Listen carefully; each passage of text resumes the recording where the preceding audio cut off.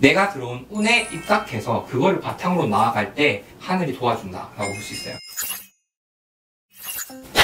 도화. 안녕하세요 여러분, 도화도르입니다. 여러분, 지난 시간에는 우리 사주를 어떻게 보는가에 대한 가장 기본적인 말씀을 드렸습니다. 다들 공부해 오셨나요? 완전 재밌죠? 오늘은 뭘 볼 거냐면은 합충형해파 중에 합과 충이라는 개념을 설명해드리고 그 다음에 내 대운과 세운을 보는 방법을 말씀드리겠습니다. 일단 여러분들이 기본적으로 아셔야 될 게 십충과 십이지지라는 글자가 각각 어떤 의미를 하는 건지, 십성이라는 개념 중에서 각각 어떤 성질을 가지고 있는지, 합충형해파가 어떻게 일어나고 합충형해파가 일어나는 조합의 조건들, 그리고 그게 어떻게 발현되는지, 대운과 세운에서 어떻게 일어나는지, 어떤 일이 있고 어떤 이벤트가 언제 일어나는지 이런 것들을 알아셔야 되는데, 이런 것들 하나하나 다 말씀드리기엔 사실 유튜브 플랫폼이 굉장히 부족한 부분이 있어요. 제가 나중에 기회가 되면 한번 이렇게 도련같이 여러분들하고 뵐 수 있는 기회가 있으면 좋겠습니다. 시작하기 전에 일단 구독 누르실까요?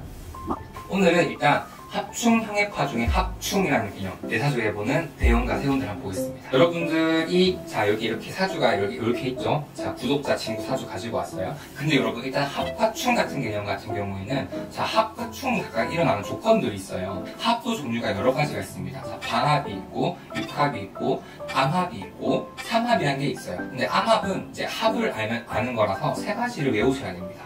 요 세 가지는 제가 한번 정리를 해드리겠습니다. 육합 같은 경우에는 인해합목, 그러니까 돼지와 호랑이가 만나서 나무가 되고요. 사신합수, 뱀과 원숭이가 만나서 물이 됩니다. 묘술합화, 토끼와 개가 만나서 불이 되고요. 자축합수, 쥐와 소가 만나서 물이 됩니다. 오미합화, 말과 양이 만나서 불이 되고요. 그리고 진묘합금, 용과 닭이 만나서 금이 됩니다. 이렇게 6가지 합, 이걸 육합이라고 하고요. 동물에도 각각 계절이 있다 했죠. 제가 저번 시간에 말씀드렸던 것처럼 동물이 포켓몬스터처럼 각각 속성을 가지고 있다 했잖아요. 계절로 치환할 수 있습니다. 물은 겨울, 나무는 봄, 불은 여름, 금은 겨울이고, 땅은 뭘까요?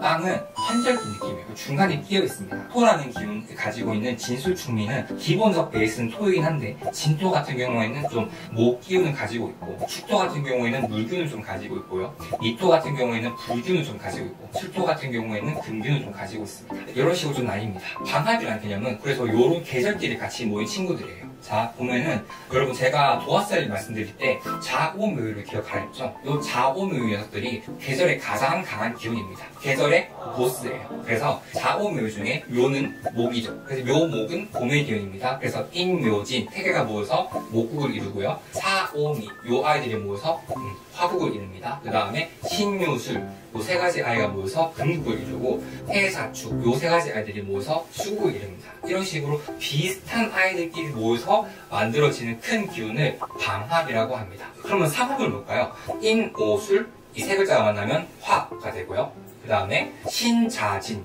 요 세 가지가 모여서 수가 됩니다. 사유축, 요 세 가지가 모여서 금이 되고요. 해묘미, 요 세 가지가 모여서 목이 됩니다. 이 삼합 같은 경우에도 중간에 자오묘유가 있죠. 네, 그래서 자오묘유가 굉장히 이펙트가 있다는 걸 말씀드리고 싶어요. 여러분, 천간에도 합이 있습니다. 네, 지지뿐만 아니라 천간에도 합이 있거든요. 천간 합은 외우세요.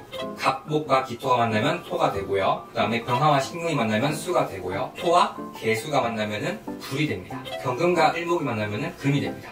정화와 임수가 만나면 목이 돼요. 그런데 여러분, 그러면 우리가 왜 합을 외워야 하냐? 합을 볼 때는 기본적으로 일주를 중심으로 보기 때문에 일지 혹은 일간이 합이 되어 있는가를 보셔야 돼요. 근데 이것도 보는 분마다 조금씩 다른데, 저는 일지를 위주로 봅니다. 그러니까 월지와 일지가 합이 되거나 일지와 시지가 합이 되는 경우, 혹은 일간과 월간이 합되거나 일간과 시간이 합되는 경우, 이렇게 많이 보거든요. 일간이 합이 많이 되는 사람들 같은 경우에는 사람이 다정다감하고 착하고 상냥하고 이성이 좋아 보여서 주변에 사람들이 굉장히 많아요. 그래서 이런 사람들 같은 경우에는 연애를 쉬지 않고 할 수 있으나, 중요한 건 사람이 좀 호구처럼 보일 수도 있기 때문에 사람들이 이렇게 사기를 막 치려고 합니다. 요거는 주의해야 될 것 같아요. 그리고 그 다음에 충이라는 거, 동물들끼리 만나면 싸우는 걸 의미합니다. 천간에도 충이 있고 지지에도 충이 있겠죠. 자, 천간충 같은 경우에는 일단 간목과 경금, 경금이 간목을 칩니다. 이렇게 카운터를 좀 생각하시면 돼요. 그 다음에 을목과 신금은 충대입니다. 병화와 임수, 임수가 병화를 때려요. 그 다음에 개수와 정화, 자, 그 다음에 지지충. 지지충은 좀 쉽게 설명해드리면 자축이면 진사오 및 식류수를 애들도 시각으로 표현할 수 있죠. 자시가 여기 있다. 그러면 오시가 여기 있어요. 이런 식으로 대척점에 있는 관계들을 얘기하거든요. 대척점에 있으면은 정말 다르겠죠. 네, 그래서 자수와 오화는 충이 됩니다. 그 다음에 축토와 미토는 충이 되고요. 인목과 신금은 충, 묘목과 유금은 충, 진토와 수토는 충, 사화와 해수는 충, 이렇게 6가지의 충 경우가 나타납니다. 사주에 충이 많으신 경우에는 사람들 성격이 좀 급한 경우가 있고요. 뭔가에 대한 갈증, 뭔가에 대한 갈급이 있고, 사주 자체가 변동성이 큰 사주예요. 성희 전 대통령님 같은 경우에 사주에 인신사를 다 깔고 있었거든요. 이런 식으로 스케일이 좀 크게 발현될 수도 있지만 어떻게 쓰냐에 따라서 길이 될지 흉이 될지는 좀 다르다고 할 수 있습니다. 자, 그러면 우리 여기까지 알았다. 우리 왜 이거 봤냐면요, 대운을 보려고 봤어요. 자, 여러분, 제가 저번 시간에 말씀드렸던 십신에 관련된 거 다들 어느 정도 기억하고 계시죠? 여러분들께서 사주를 어플을 딱 보시면은 좀 내려보세요. 그러면 여기 이렇게 뜨거든요. 자, 9, 19, 29, 39, 49, 59, 69, 79, 89 이렇게 있습니다. 요거는 뭘 의미하냐면은 10년 동안 한 번씩 바뀐 나의 대운을 의미해요. 여러분, 10년이면 강산도 바뀌죠. 네, 사람도 바뀝니다.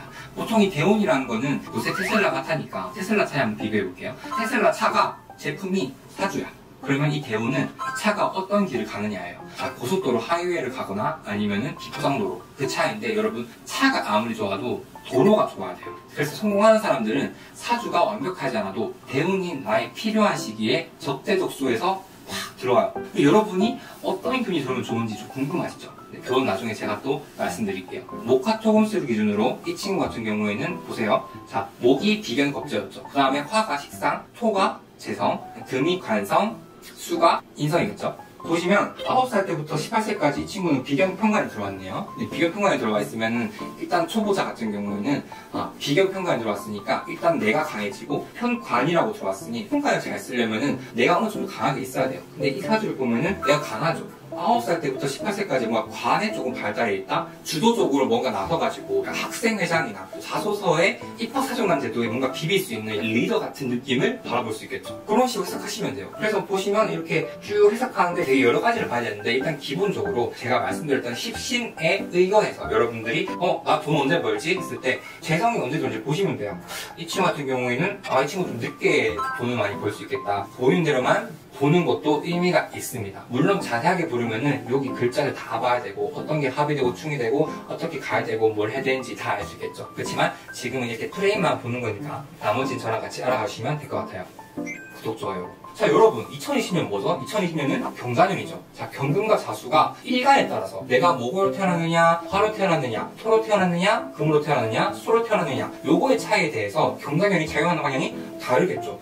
이 팁만 드리고 오늘 가볼게요. 자, 경자년 했을 때 경자라는 글자가 같이 들어오죠. 그러면 크게 봤을 때는 이 두 글자가 1년 동안 동시에 작용하는 게 맞아요. 맞는데 제가 또 막상 살아보니까 경자를 나눠가지고 상반기는 경금의 기운이 좀 강하게 들어오고 하반기는 자수의 기운이 좀 강하게 들어온다, 이렇게 볼 수도 있거든요. 여러분들은 이제 사주를 어느 정도 보실 줄 아니까 여러분들이 직접 이거는 체험해 보시면 좋을 것 같아요. 뭐 내년은 신축년, 2022년은 임인년인데 나는 신축년 때 다 동시에 통하는 것 같아. 그 반면에 아예 나는 상반기는 신, 하반기는 주, 이런 식으로 여러분들이 사주를 알게 되면은 미리미리 준비할 수 있겠죠. 여기에서 여러분들이 사주 공부를 하셔야 됩니다. 내가 들어온 운에 입각해서 그거를 바탕으로 나아갈 때 하늘이 도와준다 라고 볼 수 있어요. 오늘 너무 중요한 내용들을 말씀을 드렸어요. 앞으로도 여러분들께 저 배운 거 그대로 드리는 사람이 될 테니까 저랑 오래오래 같이 갔으면 좋겠어요. 안녕.